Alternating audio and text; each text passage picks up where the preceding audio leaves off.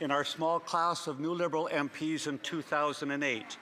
While kind, we learned to never mistake her kindness for her strength, her feistiness, and her principled nature. She brought academic rigor and curiosity and science to everything she did. She was a fierce defender of multiculturalism, a voice for those who face economic challenges. For athletes and artists, she called for respect, dignity, and accountability so they could work and play without fear or exploitation. She loved Highland dancing and roared with laughter when she saw me trying to do it. She was, as always, encouraging despite my limitations. To Sven, her husband, her partner in life, our hearts are broken with yours, but our resolve to live each day a little bit more like Kirsty lived hers is even stronger now. And to young women who saw in her a model for sport, dance, academics, politics, and public service, let's all commit to being just a little more noble, a little kinder. Godspeed to you, my friend Kirsty.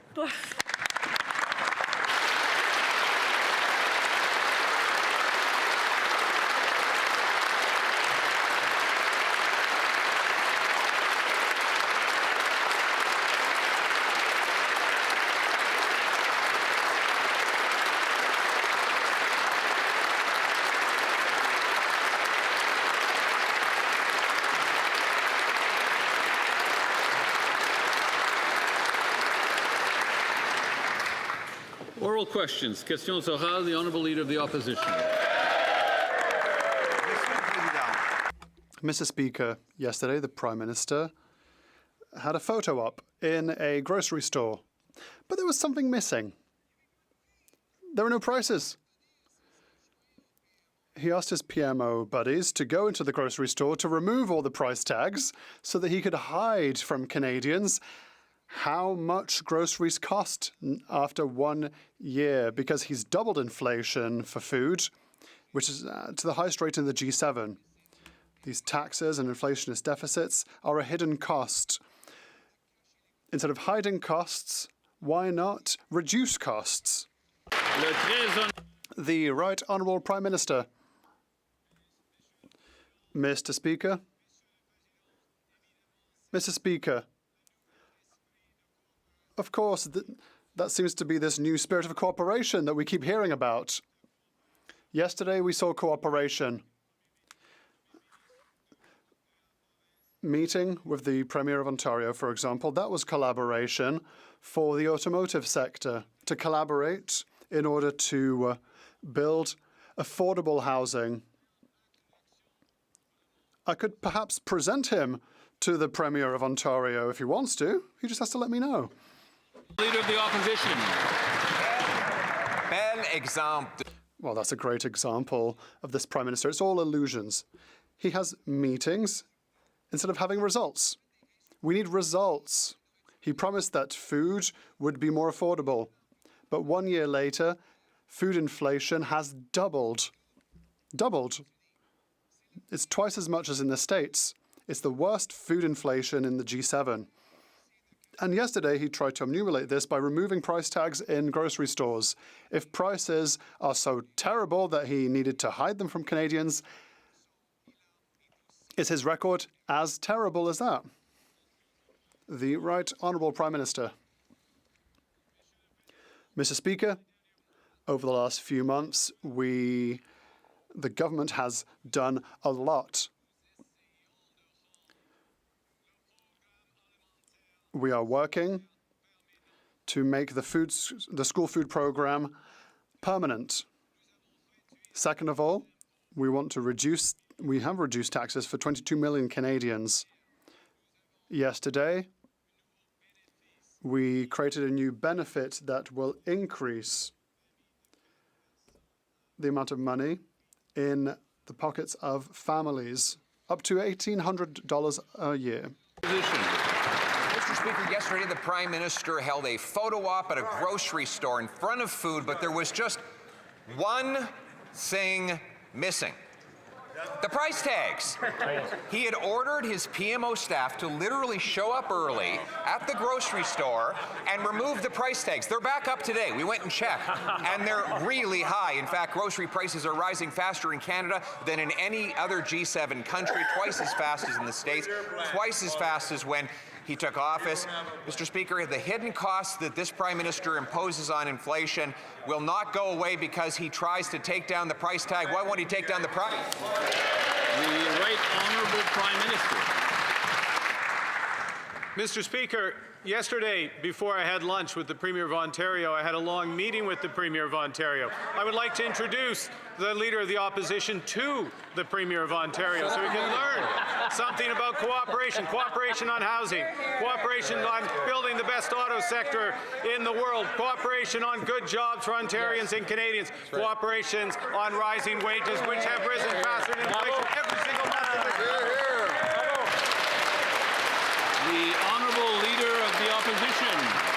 Mr. Speaker, if Canadians could eat the Prime Minister's photo op, there wouldn't be an empty stomach in the country. He's had lots of meetings. He's had signing ceremonies. He's had grand announcements and new bureaucracies.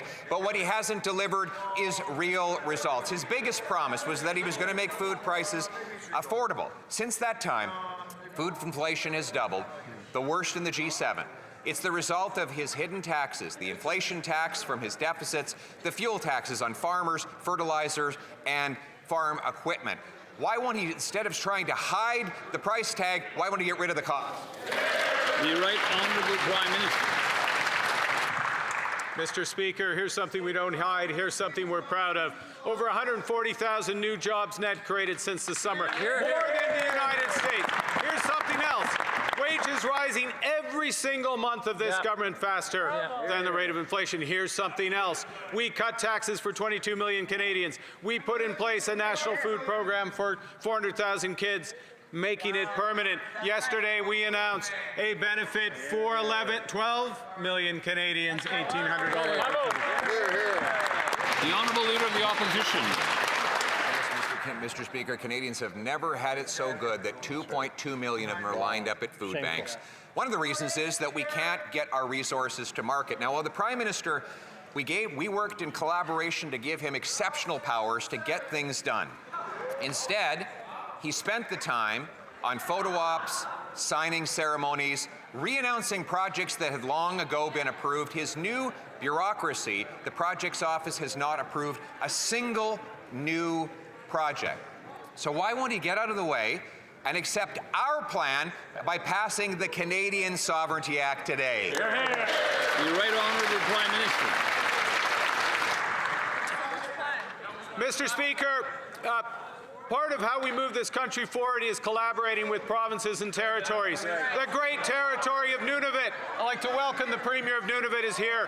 One thing we've done in 6 months is agree on Great Bay Point, which is going to open up Arctic sovereignty, open up the future of this country, make Canada strong. I assume the Prime Minister meant that the Premier of Nunavut was in the area, not in the House.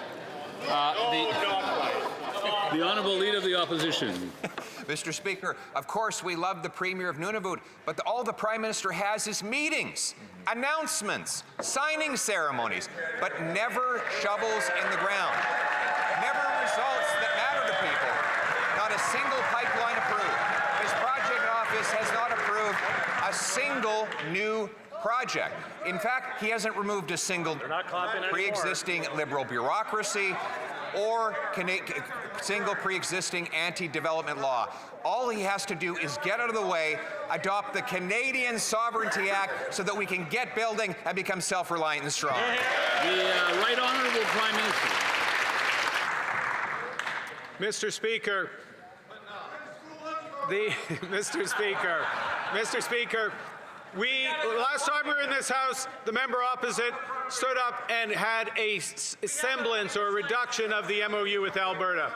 The Alberta MOU is not consistent with the Sovereignty Act. The Alberta MOU will build a pipeline to Tidewater. The Alberta MOU will build carbon capture and storage. It will build nuclear. It will build data centers. It will build our future. The Sovereignty Act will destroy it.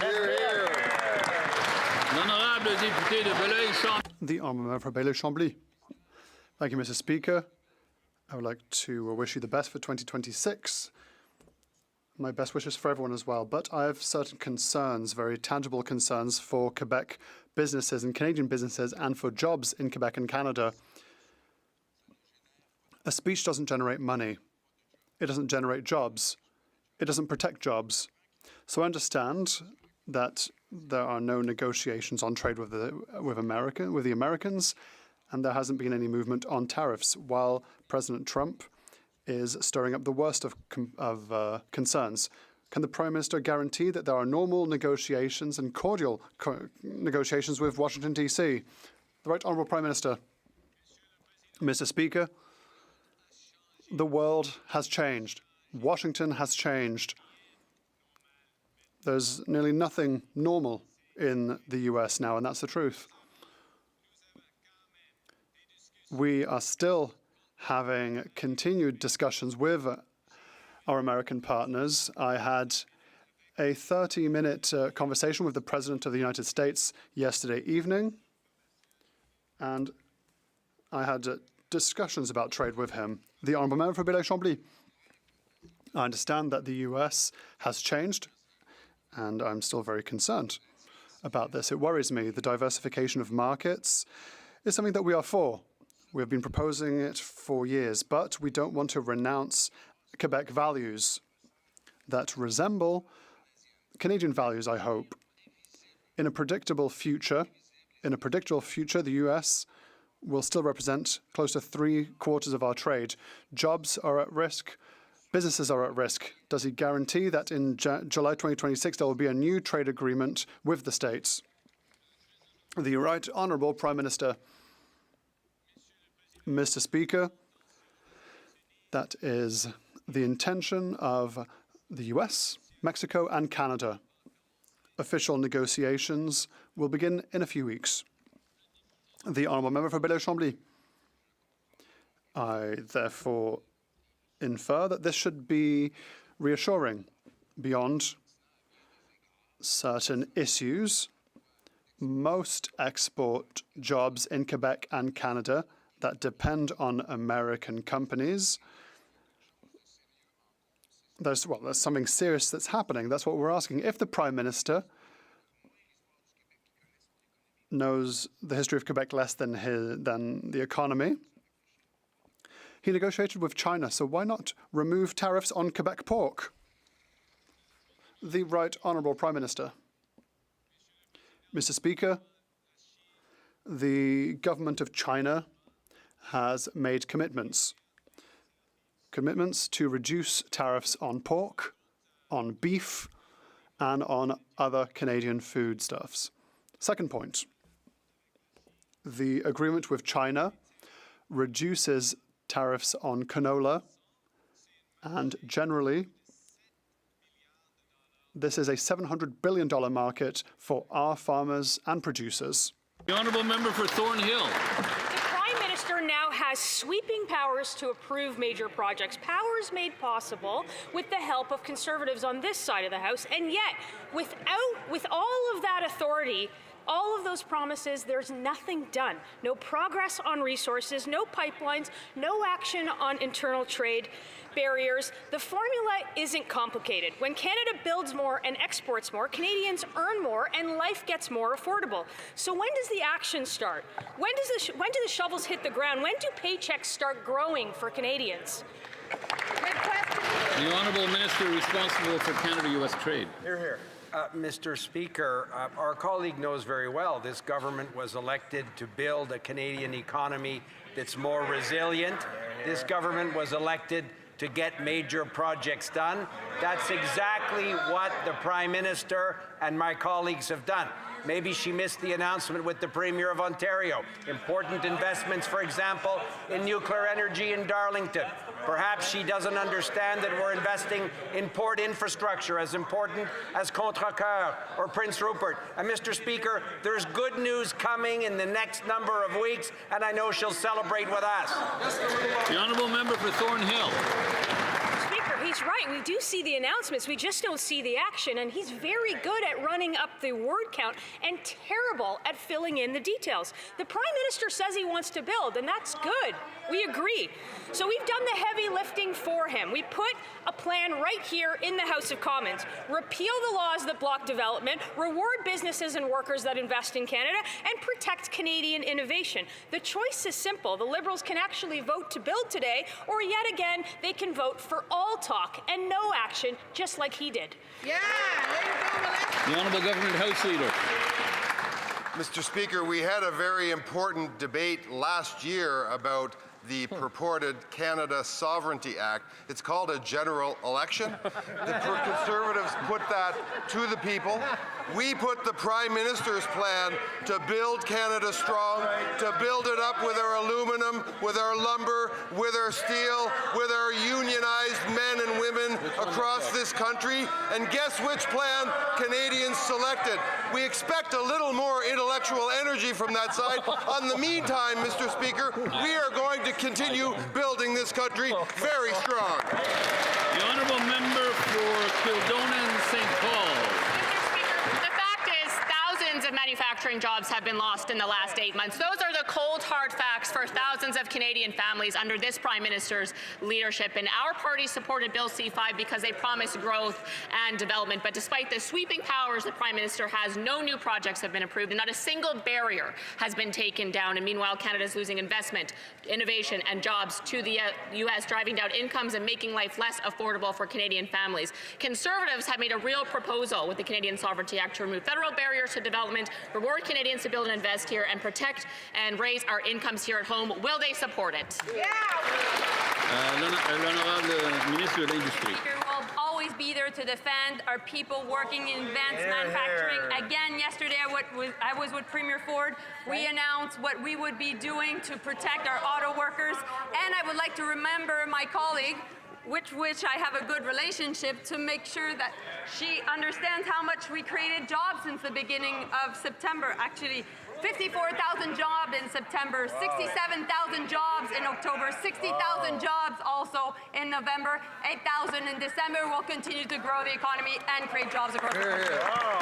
The honourable member for Kildonan St. Paul. Speaker, innovators and investors don't make decisions based on government rhetoric. They make them based on predictability, incentives, and whether a country is serious about supporting growth in this country. And right now, the government's lack of innovation strategy is pushing capital south, taking jobs and research and opportunities with it. This weakens Canada's economic sovereignty and makes life more expensive for Canadians. So since the government has no innovation plan of its own, will it support the Canadian Sovereignty Act to stop the bleeding of innovation and jobs to the U.S. and support real growth for Canadian workers? L'honorable ministre des Finances. I'm sure that my colleague was very busy during Christmas, but she may have missed that Canada is going to be the second fastest growing economy in the G7, Mr. Speaker. That is fact, Mr. Speaker. We are building this country, but I know yesterday I had good news. I have more good news, Mr. Speaker, because in addition to helping 12 million Canadians, Mr. Speaker, with real help with food, with grocery, Mr. Speaker, there's more in what we announced yesterday. We're going to make structural change to make Canada food resilient, Mr. Speaker. We're going to invest in food security. We're going to invest in our country. We're going to make Canada strong together, Mr. Speaker. The honourable member for Edmonton Northwest. The International Monetary Fund reported today that Canada can grow GDP by 7% or $200 billion by removing internal trade barriers that act like a 9% tariff. Photo op MOU speeches and pizza parlor visits with premiers has not reduced interprovincial trade barriers. The Prime Minister's rhetoric doesn't match reality, and life is becoming less affordable for everyday Canadians.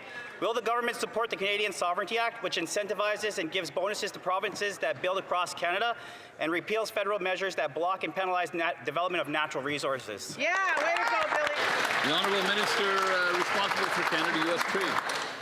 Mr. Speaker, I'm glad our colleague referenced the important report from the International Monetary Fund, which confirms exactly what the Prime Minister and this government has been saying for many months. Working with provinces to remove interprovincial trade barriers is one of the most significant things we can do to grow the Canadian economy. So I want to thank the Conservatives for having supported in June legislation which removed every federal barrier to internal trade in Canada. And good news, Mr. Speaker, we're meeting the premiers in Ottawa on Thursday to discuss more of what we can do to grow the economy. The honourable member for Prince George, Peace River, Northern Rockies. We voted for Bill C-5 so the Prime Minister could approve projects quickly, but nothing has changed. I was in Yellowknife last week. Diamond mines used to be 20% of NWT's GDP. Only 2 mines are left, and 1 will close in March. 1,600 resource-related jobs have been lost in the last 10 years.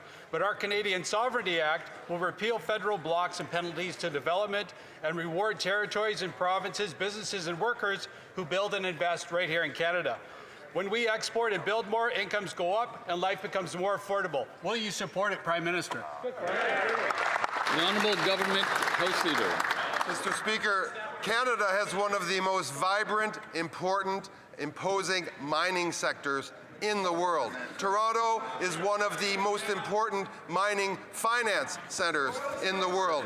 The Build Canada Act will permit us to accelerate work on mines like Crawford, on mines like and on LNG projects, and on critical minerals, and on the Sisson mine in New Brunswick, on mines right across this country, and the minerals of the future, and nickel and minerals that keep Canadians working. Minerals is going to be a core part of our economic plan going ahead. The honourable member for Bow River. Mr. Speaker, Canada used to be a nation of builders.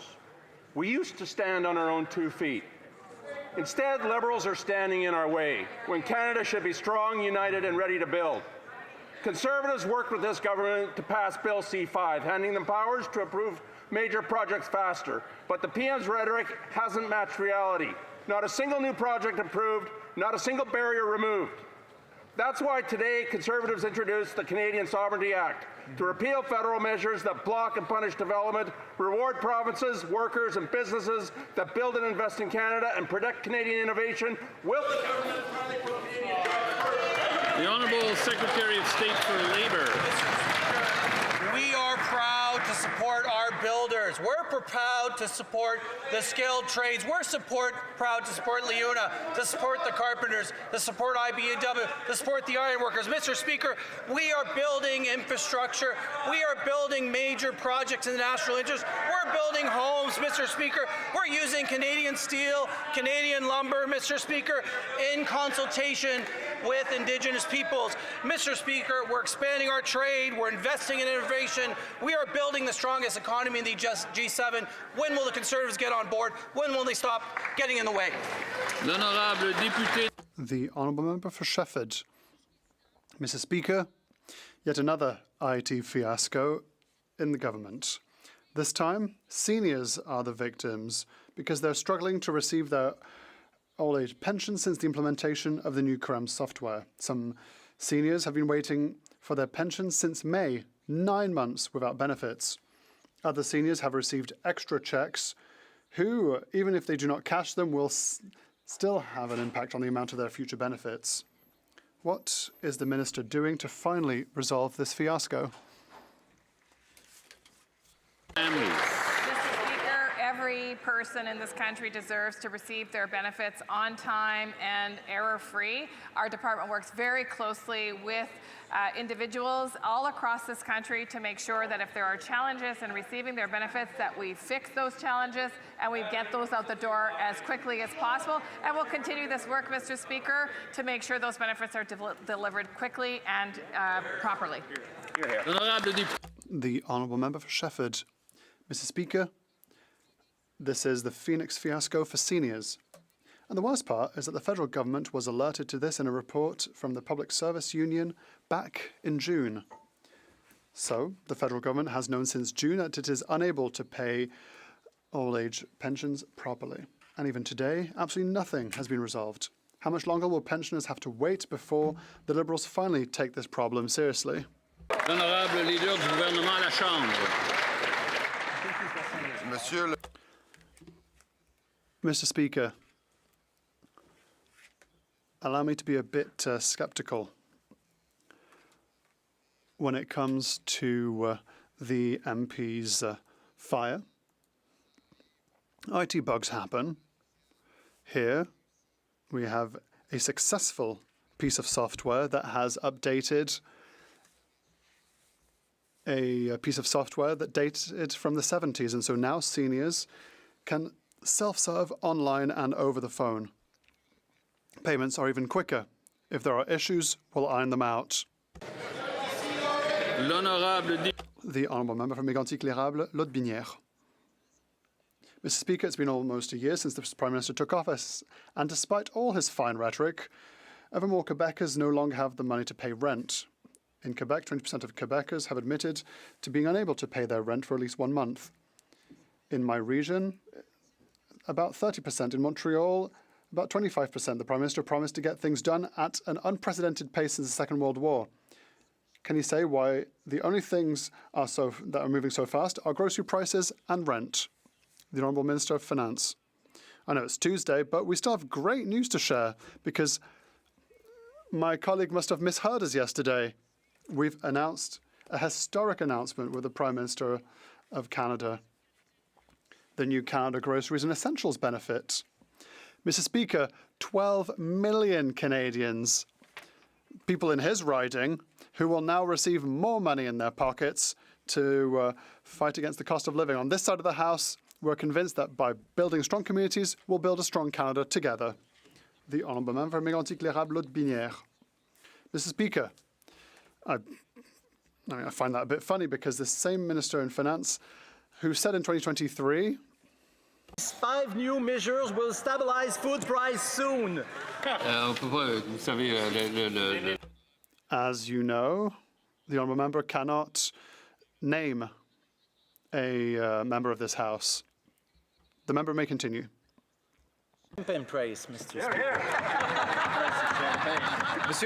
Monsieur le Président. Mr. Speaker, this minister said that prices were going to stabilize. Why did he hide Canadians that stabilization for him means we're going to stabilize until it's double what the inflation rate is in the States? We have the highest food inflation in the G7. When they speak, why does not never lead to true actions for Canadians? The Honourable Minister for Finance. Mr. Speaker, instead of trying to find quotes, he should watch TV, because yesterday he would have seen that with the Prime Minister of Canada, we announced this new benefit for that reason. Perhaps it seems anodyne for my colleague, but $1,800 makes a hell of a difference for Canadian families. This is a serious measure for a serious moment in our history. And I know that my colleagues can speak during the answer, but people watching us back home know that on this side of the House, we'll always be here to help them in difficult times. The Honourable Member for Montmorency-Charlevoix. Mr. Speaker, 1 out of 5 Quebecers find it hard to pay their rent, which is causing young families to struggle. In regions, municipalities are trying to do what they can. In Baie-Saint-Paul, taxes have been reduced to try and reduce rent increases in the Malbaie. Municipal spending has been reduced to increase purchasing power. Can the Liberal government finally realize that the last 10 years of policies have harmed purchasing power, have fueled the fires of inflation, and will they be wise for once, and will they work with the Conservatives to implement a true plan to make life more affordable? The Honourable Parliamentary Secretary of State for Nature. Mr. Speaker, one cannot control every single price in every single store. We know that there are significant challenges for Canadians. I'd like to quote the Mayor of Quebec, who said that what is important to do in difficult situations is to give people the choice.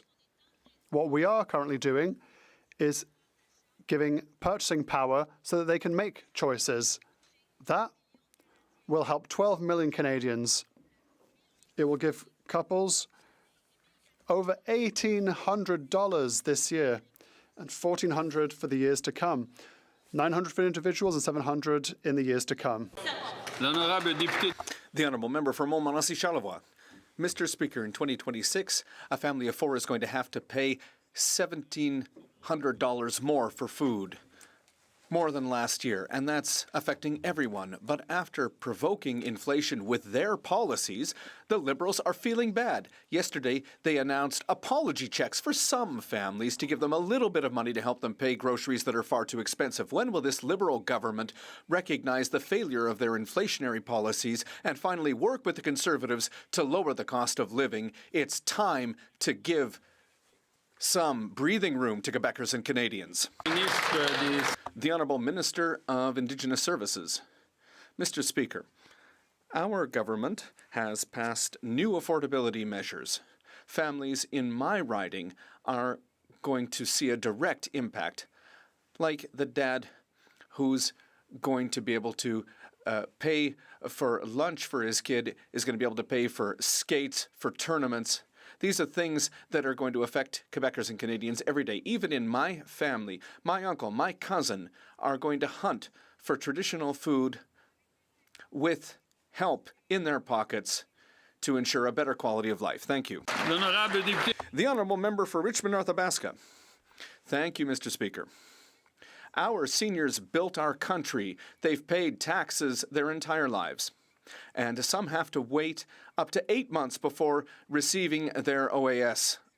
That's unacceptable. There are data that's missing. There are millions of seniors who saw their files go to a new software system and things aren't working very well. Since 2015, hundreds of thousands of new bureaucrats have been hired and things aren't working. Bureaucrats are saying that training hasn't been sufficient for the new software. We need to see courage. Who in this Liberal government is going to have the courage to stand up and fix the problem for our seniors? The Honourable Government House Leader.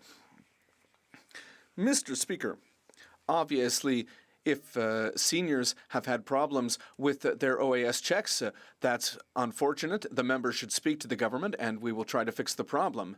But listen, that's enough. We transformed an IT system. It's a huge project. We replaced software from the 1970s with new software which allows Canadians to self-manage their own files, to sign up for OAS. So, that's enough, Mr. Speaker, when it comes to the fear campaigns from the opposition. From Markham, Unionville.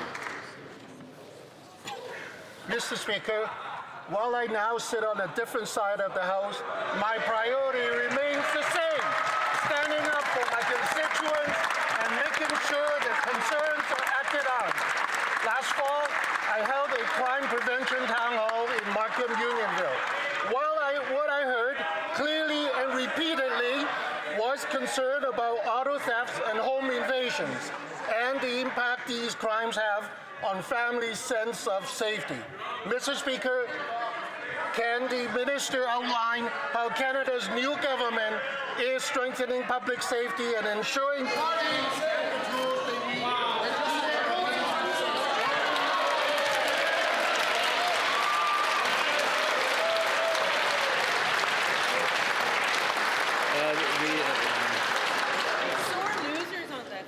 Who's taking? You can. Yeah. Okay.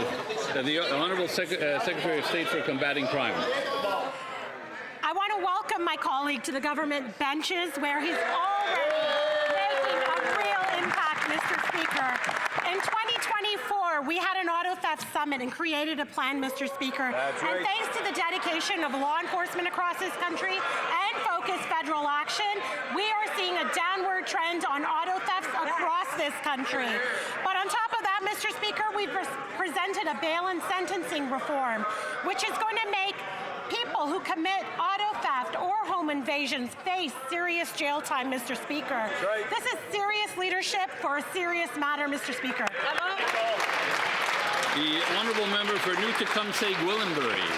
Mr. Speaker, just last week, the Prime Minister stood at a podium in Davos in a room full of billionaires and global elites and lectured the world about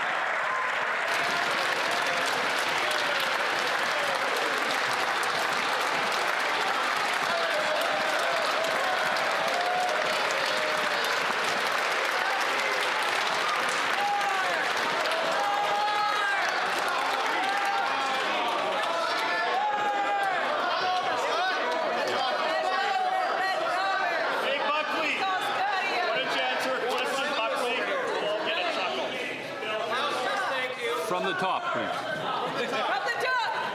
Picking up from where I left off, Mr. Speaker, lectured the world about honesty and naming reality. Well, here's a reality check for him. Canada now leads the G7 in food inflation. Families here at home are paying more for groceries because of Liberal policies that tax fuel, fertilizer, and food production. If the Prime Minister thinks honesty matters, will he admit today his policies are driving up food prices? The Honourable Government House Leader. Well, the first thing, Mr. Speaker, is I know we want to acknowledge the member's acknowledgement of our Prime Minister's fantastic speech Right on. at the World Economic Forum.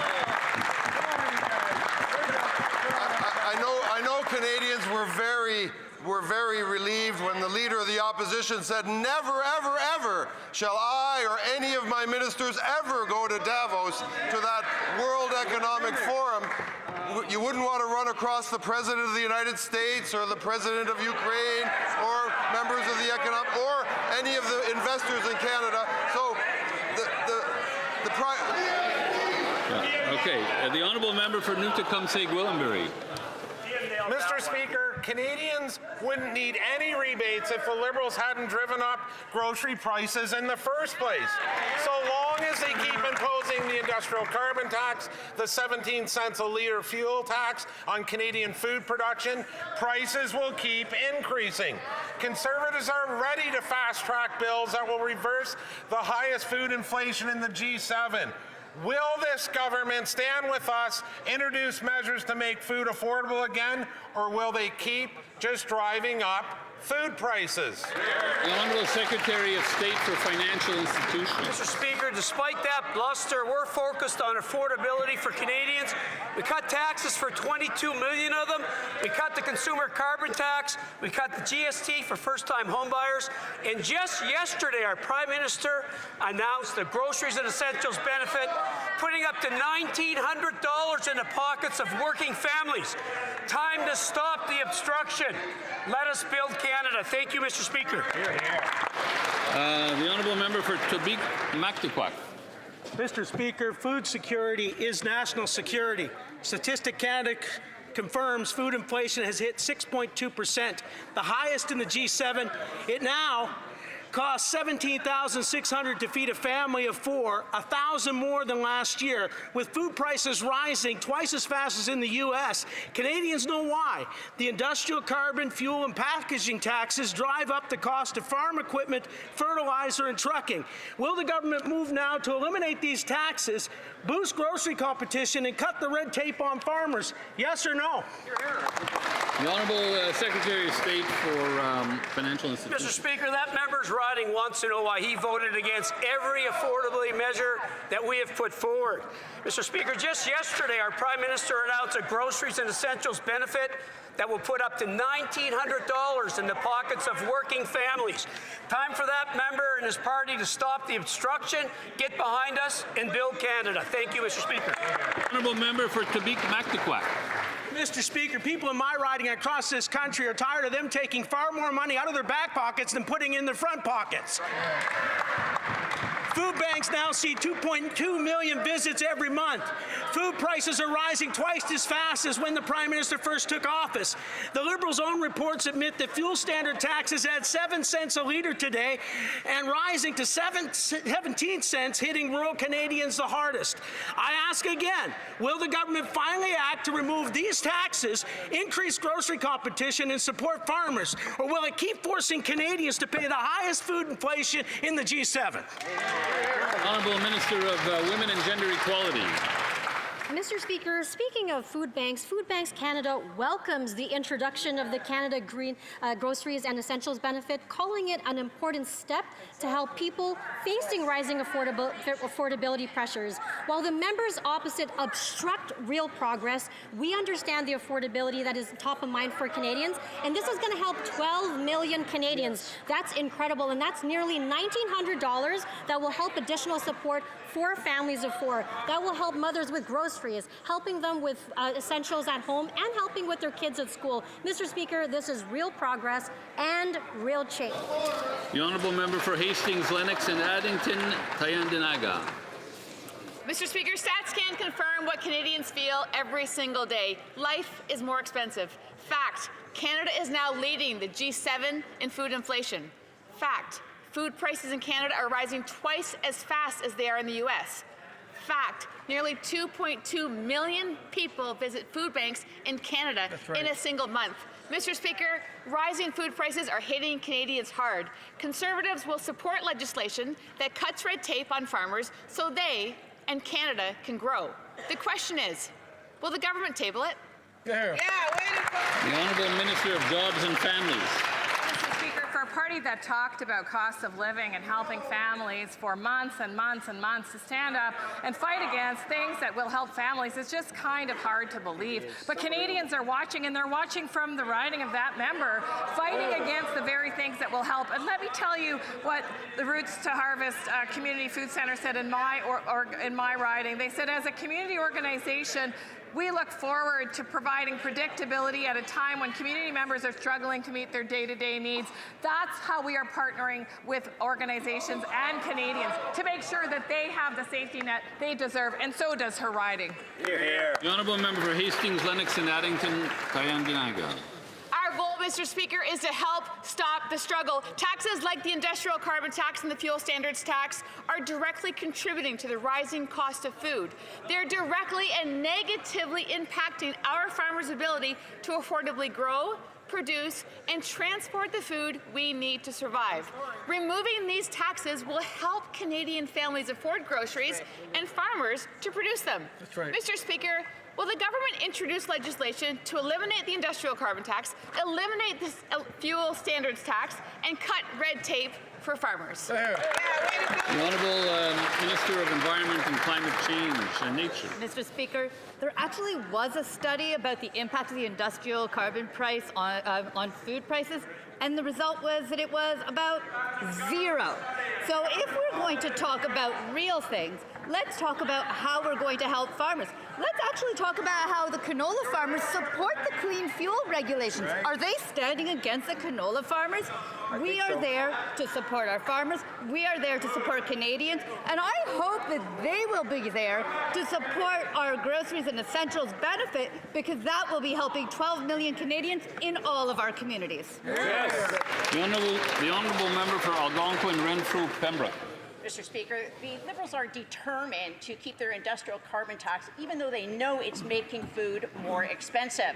Another new carbon tax hikes the price of gas by 7 cents a litre, with another 10 cents a litre to come. This directly jacks up the price of food. Will the government axe the hidden carbon taxes so people can afford to eat? Great question. Honourable Secretary of State for Seniors. Low-income seniors in Esquimalt-Saanich-Sooke have been asking their government to take action to help fight the rising cost of groceries, and we listened. We're helping with up to $950 of food and goods for low-income single seniors with the groceries and essentials benefit. We are also tackling the root causes by developing a national food insecurity strategy to improve seniors' access to affordable, nutritious food. Sir. Meanwhile, the Conservatives are blocking everything we do, and they have no good reason for it, just fake news. The honourable member for Algonquin, Renfrew, Pembroke. Mr. Speaker, everyone likes a check in the mail, but those checks are written on borrowed money, and they're going to have to pay it back with interest. That's right. And Mr. Speaker, last week we learned what these Liberals have been denying all along. For food inflation is real, and it's the worst in the G7. So while Canadians are struggling to put food on the table, a nice little check in the mail may help with a week's groceries. But it's borrowed money, and they'll have to pay it back with interest. Will the government finally do the right thing and axe the hidden carbon taxes so Canadians can have some real relief? That's great. The Honourable Secretary of State for Seniors. Mr. Speaker, we are controlling what we can, and we are helping Canadians where they are. We have increased OAS for seniors over 75. We have protected OAS, ensuring it's indexed to inflation, and we just guaranteed that low-income seniors will get the help that they need to fight rising food costs with the new groceries and essentials benefit. It will buy up to $950 worth more of food for a single low-income senior, and we are also tackling the root causes by developing a national food insecurity strategy to improve seniors' access to affordable and nutritious food. And what are Conservatives doing? They're trying to block the real action that Canadians are asking for. The honourable member for Similkameen, South Okanagan, West Kootenay. Mr. Speaker, Canadians are shocked by their grocery bills. That's because Canada is seeing the worst food inflation in the G7. Paychecks can't keep up with prices, yet the Liberals are burdening our farms with fuel taxes and red tape. We need affordability from farm to table. Conservatives are ready to fast-track any bill that will reverse the highest inflation in the G7. Will Liberals immediately introduce legislation that cuts red tape and taxes for farmers? The Secretary of State for Sport. Thank you very much, Mr. Speaker. There was actually a study on the impact that industrial carbon pricing has on the cost of food, and the result of that study was that it has a 0% impact on the cost of groceries, Mr. Speaker. The #1 cause of food inflation is actually climate change, Mr. Speaker, and you only have to talk to one farmer to realize that, Mr. Speaker. I recognize fully that food costs too much these days, so our government is here with the groceries and essentials benefit, a rebate that the lower-income Canadians will receive 4 times a year to assist with these additional grocery prices. The Conservatives have a choice to make. Are they going to support affordability for Canadians or keep standing up for the wealthiest Canadians? The honourable member for Terrebonne. Mr. Speaker, in Quebec, the need for housing and infrastructure is particularly pressing. Our government has acted by putting in place targeted investments to increase access to affordable housing, to support municipalities in their infrastructure projects, and to help build communities. Can the Minister of Infrastructure and Communities please inform this House of the concrete measures put in place in Quebec and explain how they are improving affordability for housing and the quality of infrastructure for communities across Quebec? The Honourable Minister of Housing and Infrastructure.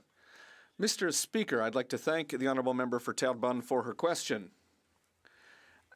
Our government and Quebec have concluded an agreement with Build Canada Homes to accelerate the construction of housing and ensure that Quebec's priorities are being met. And with the infrastructure agreement linked to housing, almost $1 billion will be used to modernize the infrastructure necessary for development for new housing across Quebec. It's time to build. It's time to build together. The honourable member for Edmonton Gateway. Mr. Speaker, Canadians are living in fear in their own neighborhoods as extortion runs rampant right across the country. In British Columbia alone, extortion has increased by nearly 500%, and yet the Liberals continue to ignore this crisis. So much so that just yesterday, the City Council of Surrey desperately passed a unanimous motion asking this government to take some action. No more empty announcements, no more meetings or town halls. Canadians need action. Why is this government ignoring the safety of Canadians? When will the Liberals finally work with us to bring in mandatory minimum sentences for extortion to help protect Canadians? The Honourable Minister of Justice. Mr. Speaker, extortion is a real and pressing problem in this country, and that member has an opportunity to do something about it. There are laws being debated in Parliament right now that would make it harder for people charged with extortion-related offences to be released on bail, that would result in deeper and longer sentences for people who are convicted of extortion, and would give new tools to law enforcement who are asking this House to pass the Strong Borders Act on lawful access so they can investigate, charge, and prosecute criminals. Mr. Speaker, the thing that these different measures have in common is that the Conservative Party of Canada has been obstructing them for months. Get with the program, support these important bills, and bring extortion to an end in Canada. The honourable member for Windsor West. Mr. Speaker, as a former police officer, I know a crisis when I see one. Extortion is out of control. Businesses and families are being threatened, shot at, and shaken down daily. Yet Liberals deny there's a crisis and are dragging their feet. Some municipalities are even asking for a state of emergency to be declared. When will this government stop their hug-a-thug policy, work with Conservatives, restore mandatory minimums, and repeal the catch and release laws, Bill C5 and C75? For crying out loud, do something about this crisis. Thank you, Mr. Speaker. Again, through the chair, the Secretary of State for Combating Crime. Here. Mr. Speaker, in this country, we have life in prison for extortion, and we have mandatory minimum sentences when extortion is committed by organized criminals or with a firearm, Mr. Speaker. We are taking this issue very, very seriously, Mr. Speaker. That's why I've crisscrossed across this country, finding out what is needed and where the gaps are. And Mr. Speaker, everywhere I've gone, police enforcement agencies have asked for lawful access. That was the second measure that we brought to this Parliament, Mr. Speaker, but the Conservatives have been obstructing it every single step of the way. What do they have against catching extortionists, Mr. Speaker? The Honourable Member for Brampton West. Mr. Speaker, extortion is exploding and terrorizing communities across Canada, such as Brampton and Surrey. Homes and businesses are being threatened and shot at. Families are living in fear. Some residents have recently fled the country with their families in fear of their lives. This crime surge cannot become the new normal. Canadians are paying the price. Canadians deserve safety, not excuses. When will this Liberal government take real action to stop extortion, crack down on organized crime, and keep Canadians safe? The Honourable Minister of Veterans Affairs. Mr. Speaker, the rise in extortion-related threats, shootings and intimidation across Ontario and the Lower Mainland is a grave concern.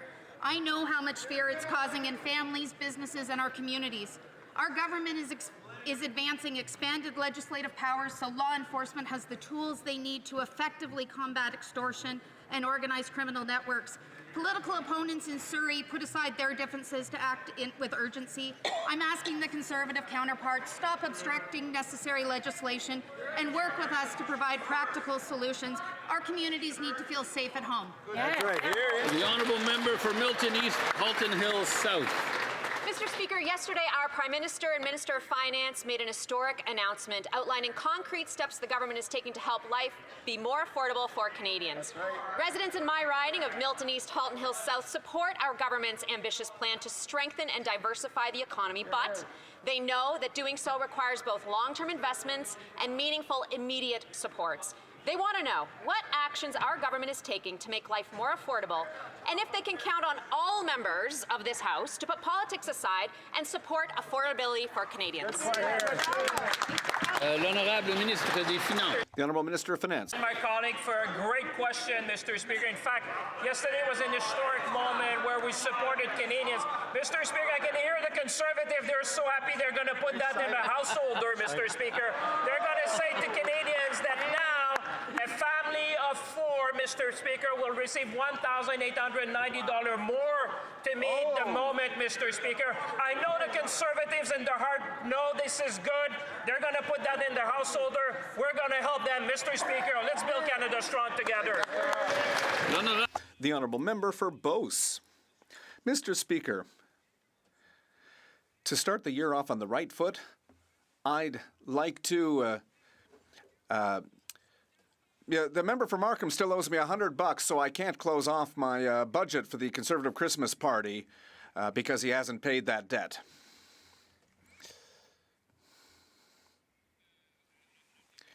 The member knows that for a question to be considered pertinent, we can't refer to another member, only to government business. So I will give the member a second try because he's a new member.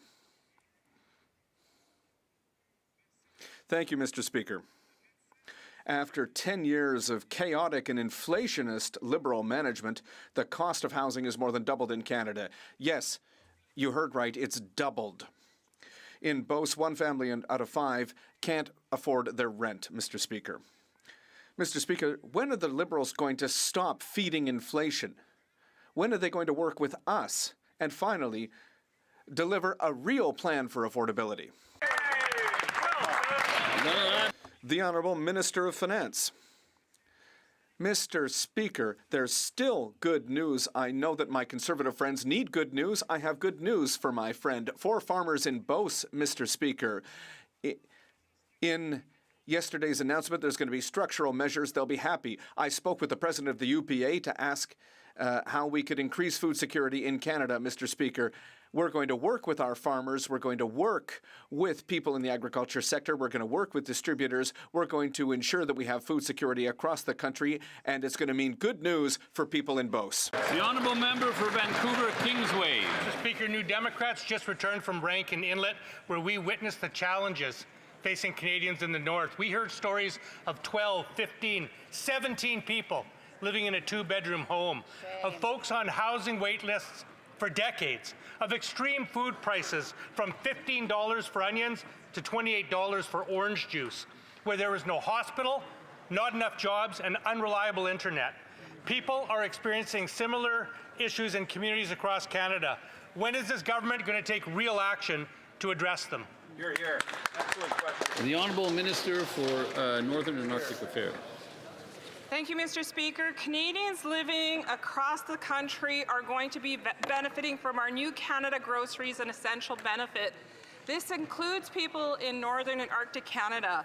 This means a family of 4 will receive $1,890 this year. This is significant in the North. This is in addition to increases in the child tax benefit. It's an increase to the National School Food Program, $10 a day daycare. We're taking steps to reduce the cost of living in the North, and we'll continue to work with Northerners to do so. The honourable member for Nunavut. Nunavut are seeking reassurances from this government. Nunavut deserve to know how they will be engaged in keeping the Arctic secure. They deserve to be protected and to participate in their own safety. Inuit have the expertise, knowledge, and skills to do so. The federal government creates too many barriers, like not investing in housing and not feeding families, keeping them in poverty. Will the Liberals invest in the people of the Arctic so Inuit too can keep the Arctic secure? Here, here. The Honourable Minister of National Defence. Mr. Speaker, we are working together with our colleagues in the Arctic. We're working together. I had the chance to meet with the Premier of Nunavut just this morning. We're discussing a holistic approach to how we're going to invest in terms of defence, our capacities. Obviously, operational needs will be important, but so will dual-use and multi-use investments as we go forward. So these are the kinds of details we're working out. I would appreciate the members' thoughtful, practical suggestions to get it right. I wish to draw the attention of members to the presence in the gallery of the Honourable Lois Thompson, Premier of Prince Edward Island.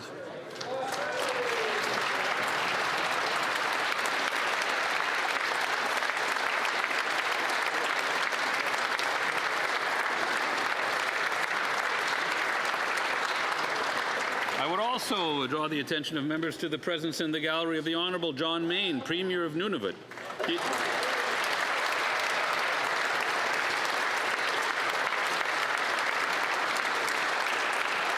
He is accompanied by several cabinet ministers for Nunavut, the Honourable George Hicks, the Honourable Craig Similac, the Honourable Annie Tatwini, the Honourable Janet Pitsiulak Brewster, the Honourable Cecile Nilvana Leal, the Honourable David Akieak,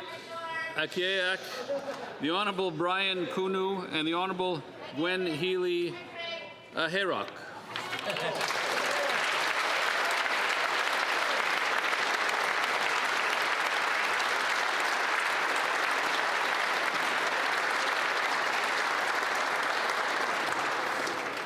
And that obviously concludes question period, and we will move on to orders of the day in one moment once members who wish to leave have had a chance to do so rapidly.